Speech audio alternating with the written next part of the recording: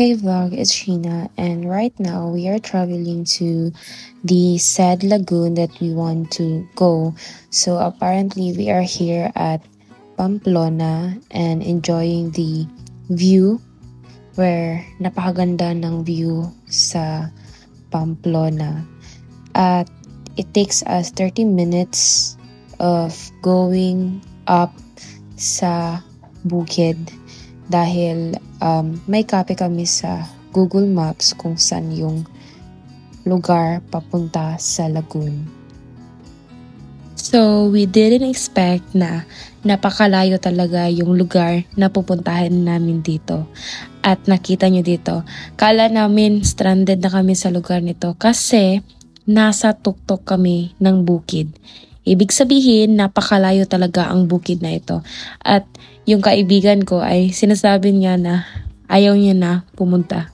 At eto ako nagtatanong kung saan ba yung lugar papunta sa mismong highway. At dito, napatawa na lang kami kasi napakalayo talaga.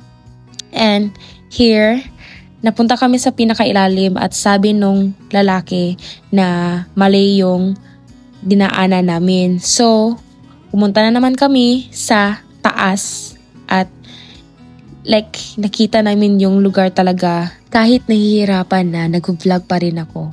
At dito, nagsistay muna kami at least 5 minutes rest kasi napakataas talaga ng lugar, guys. At here, yung motor ng cousin ko ay mainit na talaga, umuusok na, so kailangan namin ng tubig. So, pumunta kami sa may tubod. Eto, makikita nyo sa video. Kumukuha kami ng tubig. Salamat kay tatay. Here is the water. At umiinom kami, guys, kasi wala kaming dala ng tubig. And hindi ka talaga kami ready sa lugar na pupuntahan namin. Kasi we expected na ang lugar na pupuntahan namin ay hindi lang siya malayo at hindi siya pabukid. So, eto, sinasabi ko sa sarili ko na ayaw ko na talaga. At here it is na napunta kami sa tuktok na makikita yung highway talaga, yung daan mismo sa papuntang city. And here I am contemplating my life na thank you Lord, nakita na namin yung lugar. Nakita na talaga namin yung semento na daan. Before sa semento na daan ay may challenge talaga yung buhay namin dito. Kasi look, yung lugar kasi dito ay parang pa-downhill na siya. At yung road ay hindi siya gaano kaganda kapag nagmamotor ka. And here is my friend. Sinasabi namin na eto yung kabilang bukid na nakita natin.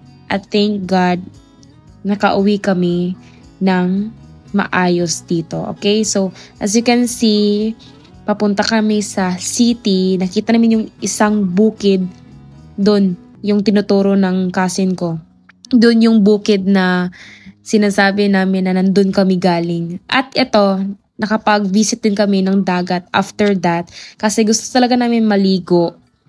And hindi kami nakapagligo but pumunta kami after nito sa My River at naliligo kami. Hindi ako nakapag-vlog dahil low-bat na ako at yung mga cousin ko at yung friend ko ay low-bat din.